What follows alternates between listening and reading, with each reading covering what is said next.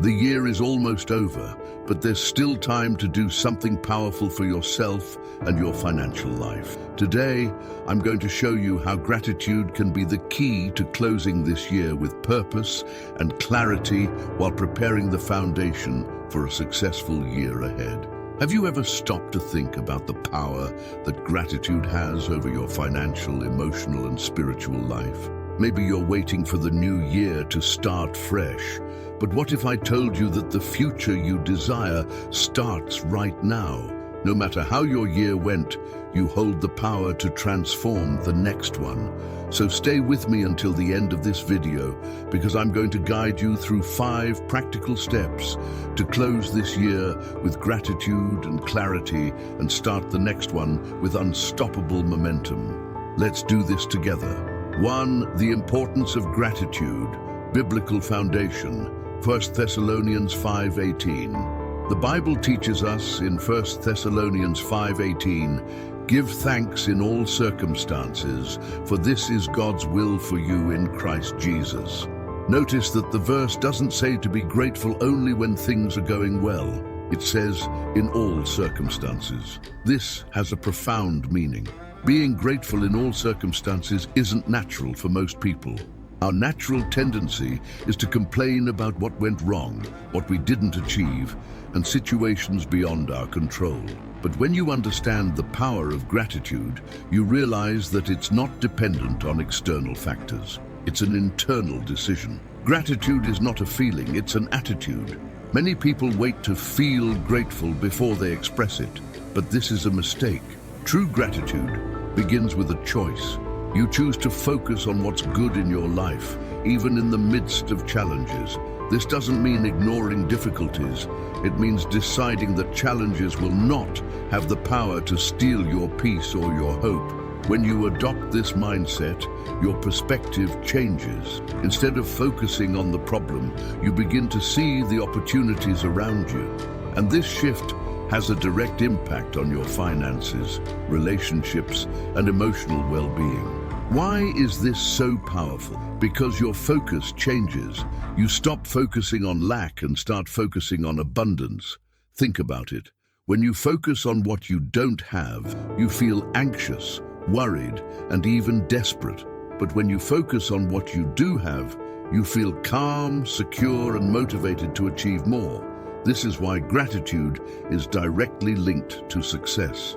A grateful person has more clarity to make decisions, more courage to face challenges, and a greater ability to see opportunities that others miss. And it doesn't stop there. Gratitude also activates a powerful spiritual principle. When you give thanks, you demonstrate faith. Yes, faith. By being grateful for what you have, you're acknowledging that God has taken care of you up to this point, and that He will continue to take care of you. Gratitude is an act of faith.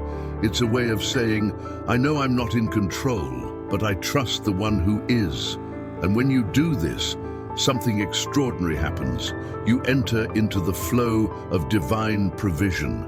Often, people pray for more blessings, but forget to thank God for what they already have. And here's the result. The mind enters scarcity mode. When you only ask for more, you reinforce the feeling that you don't have enough. But when you give thanks, you reinforce the truth that you already have everything you need to start. This creates an energy of abundance. That's why 1 Thessalonians 5:18 is so powerful. It's not just advice, it's a command. God is saying, be grateful in all circumstances. Not just when things are going well, not just when the bank account is full, not just when everything is going your way. In all situations. Because even in a crisis, you can learn something. Even in moments of loss, you can grow. Even in challenges, you can become stronger. How to apply gratitude in your daily life. Start a daily gratitude practice. Create the habit of expressing gratitude every day. Each morning before starting your day, list 3 things you're grateful for.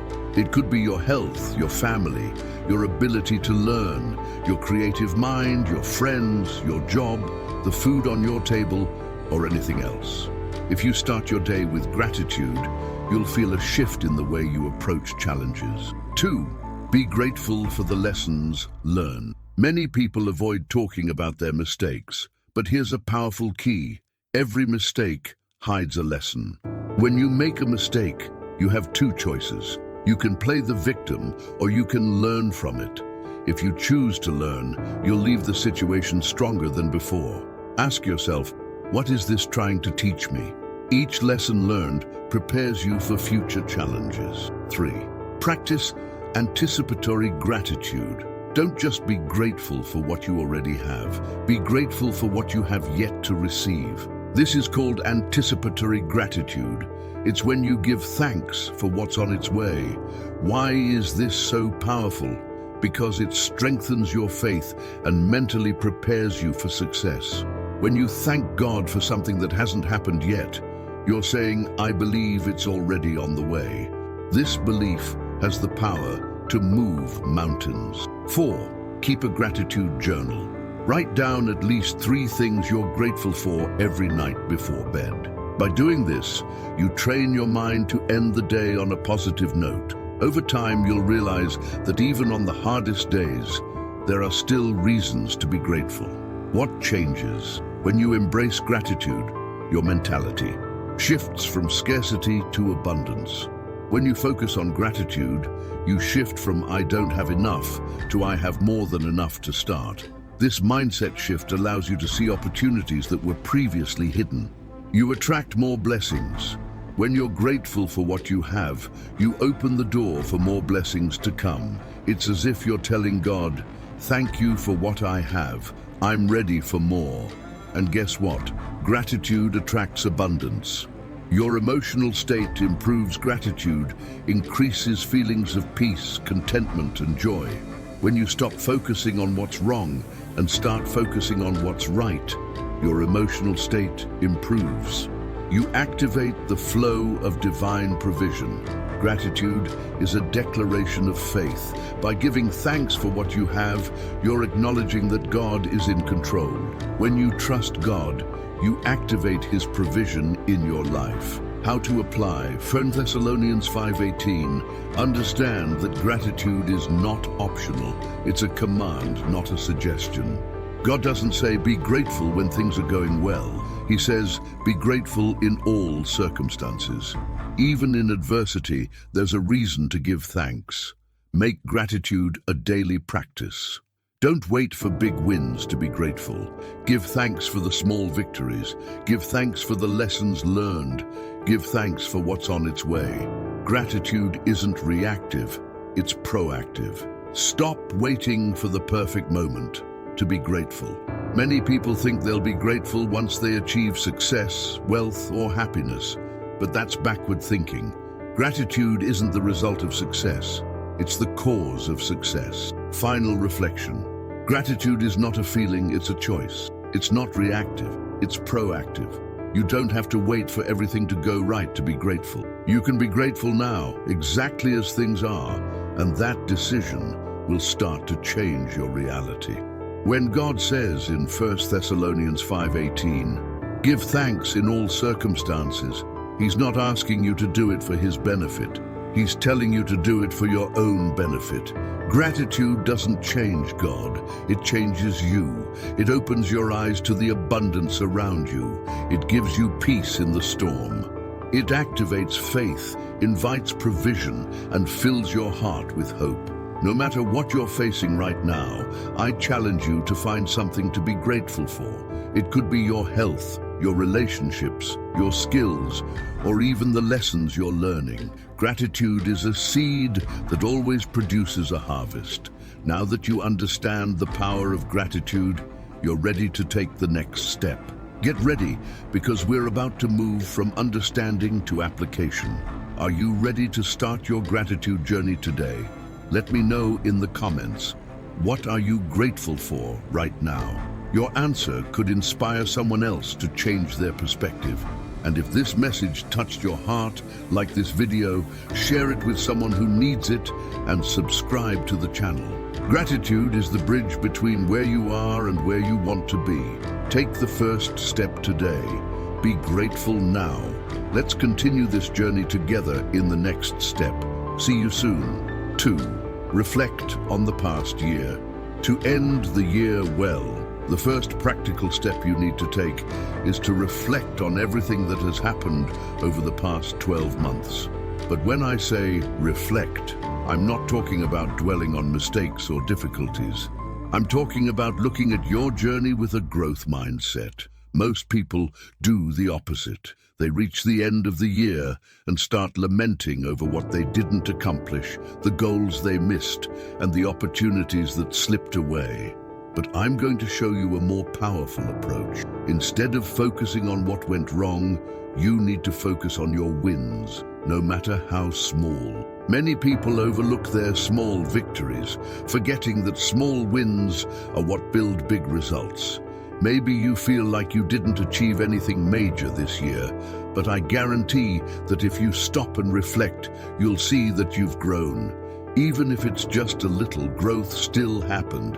And here's something even more powerful. Small wins, when recognized, create big breakthroughs. The power of small wins. Take a moment to do this essential practice. Grab a notebook, a piece of paper, or the Notes app on your phone.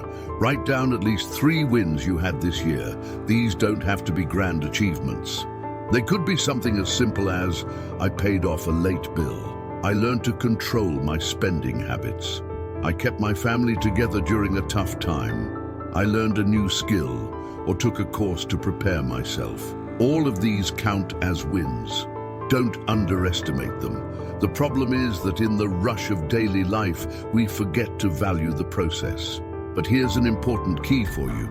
The process matters more than the result. Why? Because it's during the process that you grow, learn, strengthen yourself, and become more prepared for future challenges. When you only look at the end result, you might feel dissatisfied, even if you've made significant progress. It's like climbing a mountain, and when you get to the top, instead of celebrating, you complain that the view wasn't as spectacular as you expected. Don't make that mistake. Powerful questions for self-reflection. Now ask yourself these powerful questions. 1. What did I achieve this year that I didn't have last year? 2. What was the biggest change I experienced in the past 12 months? 3. What challenges did I face and overcome this year? These questions will help you see your wins more clearly. And remember, if you learned something new, overcame a fear, made an important decision, or faced a difficult situation and came out stronger, that's a win. The invisible growth factor. Sometimes the most important growth is the growth we don't see right away. I call this invisible growth. It's the progress that happens internally, behind the scenes. For example, if you read books, took courses, attended workshops, or spent time improving your self-awareness, you grew. Even though these changes aren't visible to others, they prepare you for future success. So, as you reflect on the year, don't just think about tangible achievements like buying a car or getting a promotion. Also recognize your invisible growth. Here are some examples of invisible growth wins. You became more emotionally resilient. You developed a more disciplined mindset. You improved your knowledge in a specific field. You strengthened your faith, patience, or wisdom. These types of growth may not have a trophy attached to them, but they will serve you for the rest of your life. Beware of the trap of comparison. Here's a warning. Don't compare your journey to anyone else's. Comparison is the fastest way to destroy your gratitude and your sense of progress. Each person is on a different path with a different purpose and timeline. When you compare yourself to others, you lose sight of your own growth. Don't do it. If you're looking at your neighbor's greener grass, you may be neglecting your own garden. Instead, focus on watering and caring for your own garden. This means focusing on your own story, your own victories, and your own journey. Practical exercise for reflection. Let's turn this reflection into an actionable exercise. Here's how to do it. Take a piece of paper, a notebook, or use your phone notes app. Divide the paper into 2 columns. On the left side, write My Wins. On the right side, write What These Wins Taught Me. list at least 3 important wins from this year in the My Wins column. These can be big or small, but they must be meaningful to you. Next to each win, write what you learned from it. Did you learn that you're stronger than you thought? Did you realize you have more discipline than you imagined? Did you develop new skills or increase your confidence? Why is this exercise important? Because you're not just recognizing your wins, you're extracting the lessons from them. This transforms simple achievements into growth tools. You're not just looking at what went right, you're building a mindset of continuous improvement. The secret to building self-confidence. Here's a little-known secret. When you recognize your wins and extract the lessons from them, you boost your self-confidence and strengthen your identity. Sometimes, the only thing holding people back from reaching the next level in their financial or professional life is a lack of belief in themselves. When you recognize your small victories, even things like controlling your spending or learning a new skill, you begin to believe that you're capable of bigger wins. This creates a positive cycle of growth. Small wins fuel big wins. A powerful final reflection. Here's a question to close this reflection. What did you achieve this year that no one can take away from you? Maybe it's a new skill, a deeper level of self-awareness, a shift in mindset or emotional growth. Unlike material possessions which can be lost, who you become is permanent. No one can take that away from you. So as you reflect on this year, don't just focus on what you accomplished, focus on who you became. Because in the end, it's not just about what you have, it's about who you've become in the process. Action steps. 1. Write down your wins for the year. Big or small, every win counts. 2.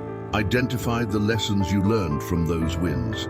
3. Reflect on the invisible growth you've experienced, skills, mindset, emotional growth, etc. And avoid comparing your journey to anyone else's. Your path is unique. 5. Celebrate your progress, even if it's not perfect. Conclusion. Reflection is not about regret. It's about recognition.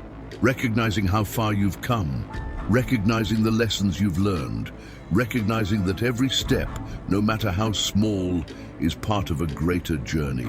Take time to reflect on your wins, your invisible growth, and the person you've become. Don't focus on what you missed, focus on what you gained. Your reflection is not just about what happened, it's about who you became. And here's the best part. When you recognize your growth, you set yourself up for an even greater future. Why? Because growth creates momentum. The stronger you feel about who you've become, the more likely you are to step boldly into the future. So I challenge you right now. What is one win you had this year that you're proud of? Drop it in the comments. Let's celebrate your progress together. If this content has been helpful to you, like this video and share it with someone who needs to hear this message. This message could be the encouragement someone needs to see their own growth. And if you want to keep receiving content like this, subscribe to the channel and activate notifications. I bring you weekly content to help you transform your financial mindset and achieve a life of prosperity. Remember, it's not just about what you achieved this year, it's about who you became in the process. Your growth is priceless. Now that you've reflected on the past year, it's time to move forward with clarity and strength. Let's move on to step 3. See you there. 3. Identify what needs to improve. If you want to enter the new year stronger, more focused, and better prepared, you need to face a simple truth. You must recognize what didn't go as planned, and more importantly, identify what needs to be improved. But pay attention, this has nothing to do with blame or self-punishment. Many people, when they realize they made mistakes, fall into a cycle of self-criticism that leads nowhere. That's not our goal here. Our goal is not to dwell on regret. It's to learn and grow. Why mistakes are necessary. Here's a powerful insight. Mistakes are part of the process. There is no growth without mistakes. In fact, if you didn't make any mistakes this year, there's a chance that your biggest mistake was not trying enough. Why? Because people who aim for something greater, who take risks, and who move out of their comfort zone will inevitably make mistakes. The only time a mistake is useless is when you keep repeating it without learning anything. But if you extract the lesson from the mistake, that mistake becomes a stepping stone for your growth. And 3 questions to identify areas for improvement. To start this process, ask yourself these 3 key questions. 1. What areas of my financial life didn't go as I planned this year? 2. Where do I see that I could have acted differently? 3. What decisions did I make impulsively that could have been better thought out? These questions will help you pinpoint the exact source of your mistakes. Many times, we're aware that we made mistakes, but we don't know exactly where or how. These questions bring clarity, and once you identify the mistake, you can correct it for the next year. The 3-column practical exercise. This is one of the most powerful exercises you can do. Here's how it works. Take a piece of paper or use a notes app. Divide the page into 3 columns with these headers: mistakes made, lessons learned, how I can improve. In the first column, write down the mistakes you recognize you made this year. Remember, mistakes aren't just financial failures. A mistake could be a rushed decision, a conversation you avoided, an opportunity you missed, or something you postponed out of fear or procrastination. In the second column, next to each mistake, write down the lesson you learned from it. Every mistake has a hidden lesson. Maybe the lesson is that you need to plan better, be more patient, or trust yourself more. Every mistake carries wisdom if you're willing to look for it. In the third column, write down what you can do differently next year to avoid repeating that mistake. This is where many people fail. They recognize their mistakes, but don't develop a strategy to do better. If you overspent on unnecessary items, the strategy could be to create a monthly budget. If you delayed important decisions, the strategy could be to increase your discipline and make faster choices. Don't forget mistakes of omission. Sometimes the most painful mistakes aren't the ones we make, but the ones we don't make. These are called mistakes of omission. This happens when we fail to act. We fail to seize an opportunity, take a risk, or make a move. People often regret what they didn't do more than what they did. So, as you review the year, don't just look at what you did wrong. Look at what you failed to do. Ask yourself these key questions. What opportunities did I miss because of fear, doubt, or procrastination? What ideas did I have but didn't act on? What actions did I know I should take but postponed? These questions will open your eyes to a new perspective.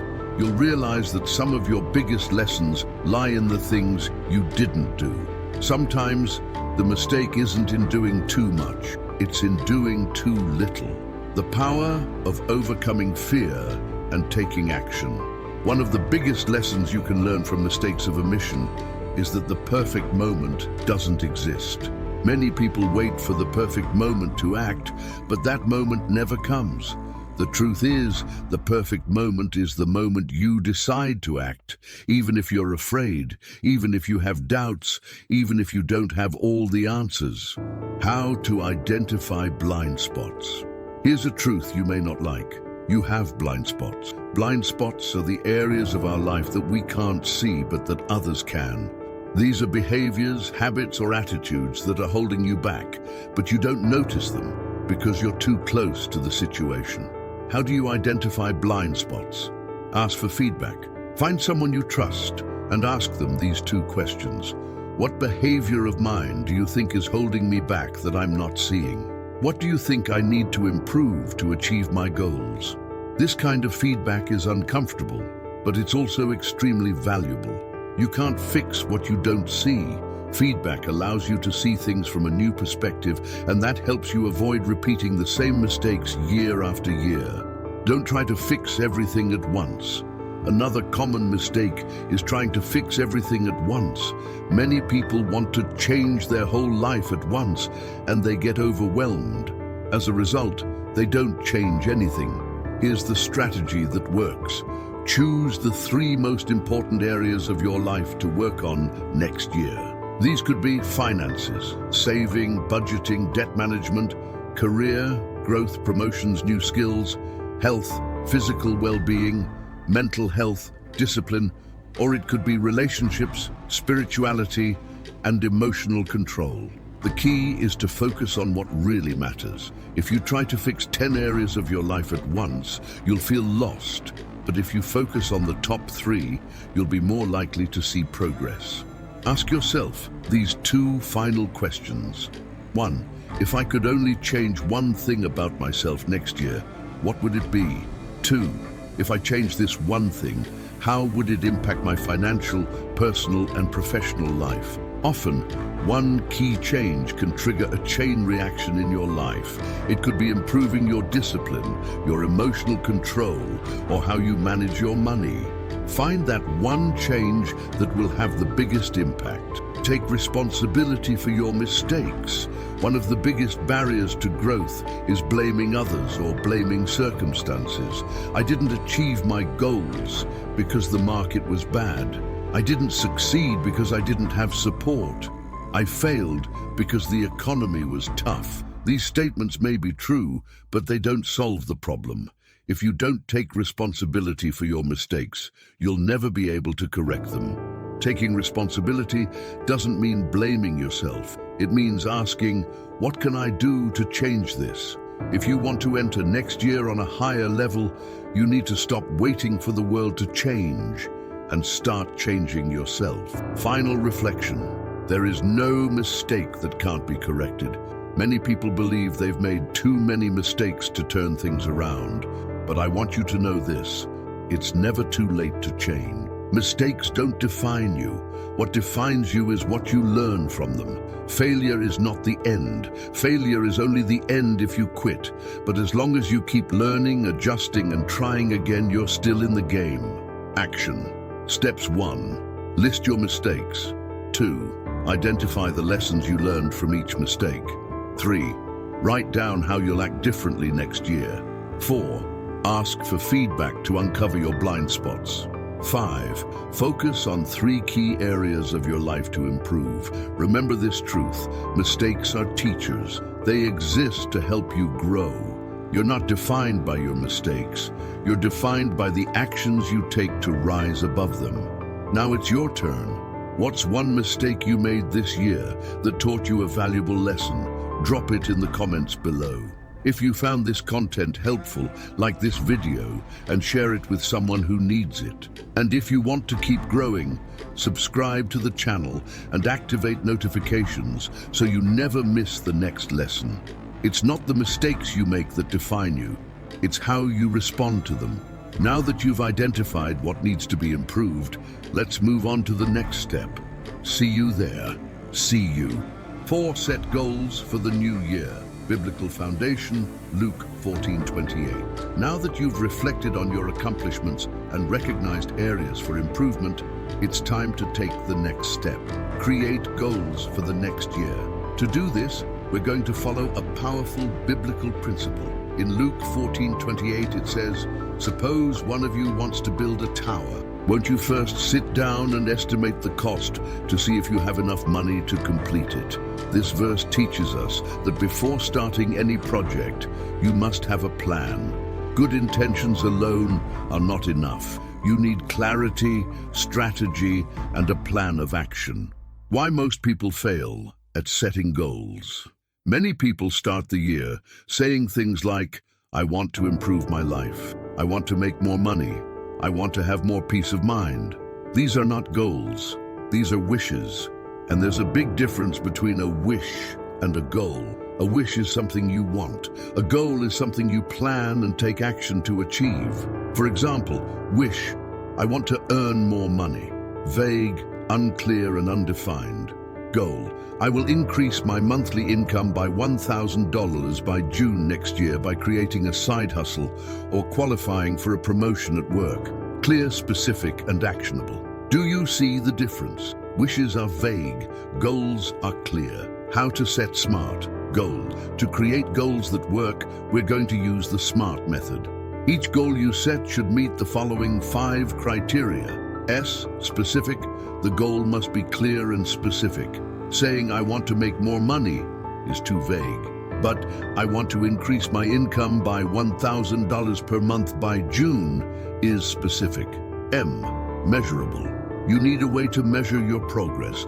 If your goal is pay off debt, how will you measure it? A better goal is pay off $10,000 of debt by December, paying $833 per month. This way, you can track your progress every month. A. Achievable. Your goal needs to be realistic and attainable. If you've never sold anything online, setting a goal to make $1 million in your first month isn't realistic. The goal should stretch you, but still be achievable. R. Relevant. The goal must matter to you. Don't set goals based on what other people think is important. Ask yourself, does this goal really matter to me? T. Time-bound. Every goal needs a deadline. Without a deadline, a goal becomes an idea. If you say, I want to save money, it will never happen. But if you say, I want to save $5,000 by December of next year, you have a deadline to work toward. When you combine these 5 elements, you create a goal that isn't just a dream, it's a plan. Step 1. Choose your 3 key areas of focus. To avoid overwhelm, choose 3 key areas of your life that you want to transform next year. These areas might be finances, savings, debt, investments, health, weight loss, fitness, nutrition, career, promotion, starting a business, improving skills. Once you've chosen your 3 key areas, create a SMART goal for each one. Examples: finances. I will save $5,000 by December, saving $416 per month. Career. I will get a promotion by taking 2 qualification courses and having a performance review with my manager by March. Health. I will lose 10 kilos by June by following a balanced diet and exercising 3 times per week. These goals are clear, specific, and actionable. They are not wishes, they are plans. Step 2. Break down each goal into small steps. Large goals can seem overwhelming. If your goal is to pay off $10,000 of debt, it may feel impossible. But if you break it down into small, manageable pieces, it becomes less daunting. Here's how to do it. Divide $10,000 by 12 months. You now see that you need to pay $833 per month. Break that down by week. You now have a weekly target of $208 per week. Doesn't that seem more achievable? For every big goal you set, break it down into smaller weekly or monthly actions. Each week, as you hit those mini goals, you'll feel a sense of accomplishment, and that momentum will keep you moving forward. Step 3. Identify your why. Without a clear why, it's easy to give up. So ask yourself this powerful question: why do I want to achieve this goal? If your goal is to pay off debt, your why could be, I want to have financial freedom so I can give my family a better life. If your goal is to improve my health, your why might be, I want to live a long, healthy life so I can play with my kids and enjoy more time with them. A strong why gives you the power to persevere when things get hard. Step 4. Track your progress. Weekly. Most people set New Year's resolutions, forget them by February, and give up completely by March. Don't let that be you. Create a system to track your progress weekly. Use a notebook, a planner, a whiteboard, or an app. Check your goals every week and ask yourself, what did I do this week to move closer to my goal? What can I do better next week? When you review your progress weekly, you stay on track. Step 5. Celebrate small wins. Many people make the mistake of waiting until they achieve the final goal to celebrate, but this is wrong. You should celebrate every small win along the way. If your goal is to save $5,000 and you manage to save $500 in the first month, celebrate it. If you lose 2 kilos on your way to a 10-kilo goal, celebrate it. Why? Because celebration creates motivation. Every time you recognize your progress, you send a message to your brain that says, I'm on the right path. This keeps you focused and motivated to keep going. Common mistakes people make when setting goal. 1. Setting vague goals. Be happier, make more money, and improve my health are not goals. They're intentions. To turn them into goals, they need to be clear, specific, and actionable. 2. Setting goals that don't depend on you. A goal like get promoted depends on your boss.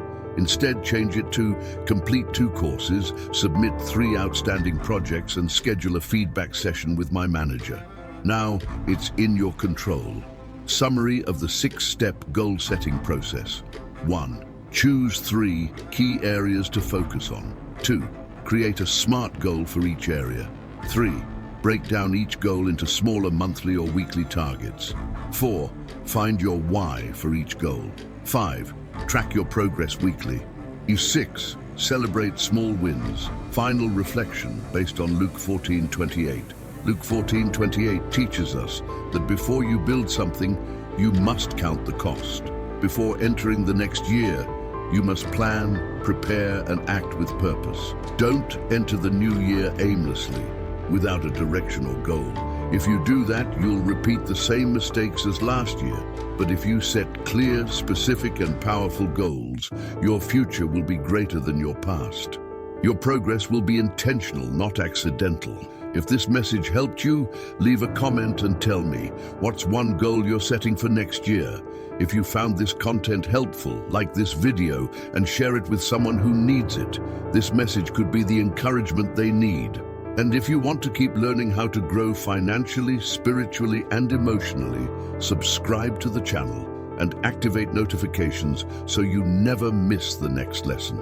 Your future is shaped by the goals you set today, so set them wisely and let's move to the next step. See you there. 5. Share your purpose with someone. Biblical foundation, Ecclesiastes 4:9-10. Now that you've reflected on your achievements, identified areas for improvement, and set clear goals for the coming year, it's time to take a step that many people underestimate: sharing your purpose with someone. This step may seem simple, but it carries tremendous power that can completely transform your path to success. The Bible teaches us in Ecclesiastes 4:9-10, 2 are better than 1, because they have a good return for their labor. If either of them falls down, one can help the other up, but pity anyone who falls and has no one to help them up. This principle shows us that when we have someone by our side, our chances of overcoming challenges increase. Why? Because when you're alone, it's easier to feel discouraged, procrastinate, and even give up. But when someone is there to encourage you, remind you of your purpose, and hold you accountable, the process becomes lighter and more effective. Why should you share your goals? You might be wondering, but why do I need to share my goals? Can't I just work on them in silence? Yes, you can. But there's a big difference between working alone and working with someone who supports and accompanies you. When you share your goals with someone you trust, you create something called shared accountability. This means that in addition to being responsible for your goals, now there's someone else who will encourage and hold you accountable. This shared responsibility increases your commitment. Think about it. How many times have you told yourself you'd start a diet, but you didn't? How many times did you say you'd save money, but then you gave up? When you're only accountable to yourself, it's easy to make excuses and quit. But when you share your goals with someone, you feel a sense of responsibility. Now, someone else is watching your progress, and that subtle pressure helps you stay on track. How to share your goals the right way. Here's a practical step-by-step guide to sharing your goals effectively. Step 1. Choose the right person. The first step is to choose the person you'll share your goals with. This does not mean telling everyone. On the contrary, you need to be very selective here. Sharing your goals with the wrong person can lead to discouragement, criticism, or even jealousy. Some people might doubt you, criticize your plans, or discourage you from pursuing them. The right person should have the following characteristics: trustworthy, This should be someone you trust completely. Supportive. They should genuinely want to see you succeed. Disciplined. Ideally, they should have good habits and self-discipline themselves. Accountability-driven. They should have the courage to hold you accountable when you're slipping. This person could be a close friend, family member, mentor, or even someone pursuing similar goals. It could even be someone from your workplace, as long as there's mutual trust and support. Step 2. Be clear and specific about your goals. Once you've chosen the right person, you need to clearly communicate your goals. Don't be vague. For example, don't say, "I want to save more money next year." That's too general. Instead, say something like this: "My goal is to save $5,000 by December. I'll do this by saving $416 each month. I want you to help me stay on track and remind me of my commitment if I ever stray." Notice the difference. When you're specific, the other person understands exactly how they can help you. They'll know what to ask, how to encourage you, and how to hold you accountable. Step 3, create an accountability system. It's not enough to share your goals once and never mention them again. You need a system to track progress. Here's how you can create an accountability system: weekly or monthly check-ins. Set a specific day of the week or month to review your progress. This could be a 15-minute call, a quick message, or a brief check-in. Accountability groups. If you have multiple trusted people, form a WhatsApp or Telegram group where everyone shares their goals, progress, and struggles. This creates a sense of collective motivation. Accountability reminders. Ask the person to send you regular reminders or check-ins. If your goal is to wake up early, ask them to text you at 6 a.m. and ask, "Did you wake up yet?" It seems simple, but this can be very effective. Step 4. Use the power of public commitment. If you really want to level up, take your goal public. Announce it publicly. This strategy is called public commitment. When you announce your goal to a larger audience, like on social media or in a community group, you increase the pressure to follow through. Why? Because now everyone is watching. For example, you could post this on social media: "My goal is to save $5,000 by December. I'll be sharing my progress each month to stay accountable." Once you post that publicly, you'll feel an added sense of responsibility because you've made a promise to your audience. Step 5. Encourage positive reinforcement. Accountability is not just about being criticized when you mess up. It's also about being celebrated when you succeed. Positive reinforcement is powerful because it triggers the brain's reward system. It releases dopamine, the feel-good chemical, and makes you feel accomplished. Ask the person supporting you to celebrate your progress. This could be as simple as them saying, "You're doing an amazing job. Keep it up." This small boost can give you the motivation you need to keep going. Step 6. Don't share your goals with everyone. Here's an important warning. Don't share your goals with just anyone. Many people think that sharing their dreams with everyone will motivate them, but often it does the opposite. Some people will criticize, doubt, or discourage you, and that can drain your motivation. Be selective. Share your goals only with people who truly want to see you succeed. Summary of the 6-step strategy. 1. Choose the right person, a supportive, disciplined, and trustworthy person. 2. Be clear and specific. Set clear, specific goals with deadlines. 3. Create an accountability system, weekly check-ins, group chats, and reminders. 4. Use public commitment. Announce your goal to a larger group for accountability. 5. Encourage positive reinforcement. Ask for support and celebration of your wins. 6. Don't share with everyone. Avoid sharing your goals with people who may discourage you. Biblical wisdom. Ecclesiastes 4:9-10. Ecclesiastes 4:9-10 teaches us that it's better to have two than one, because if one falls, the other can help them up. This shows us that walking alone can be risky. If you fail, who will help you up? When you share your purpose with someone, you're following this biblical principle. You're ensuring that when you face difficulties, someone will be there to remind you of your mission and help you stay on course. Conclusion. Now you have 5 powerful steps to end the year with gratitude and start the next one with full strength. First, you recognized your achievements. Then, you identified what needs improvement.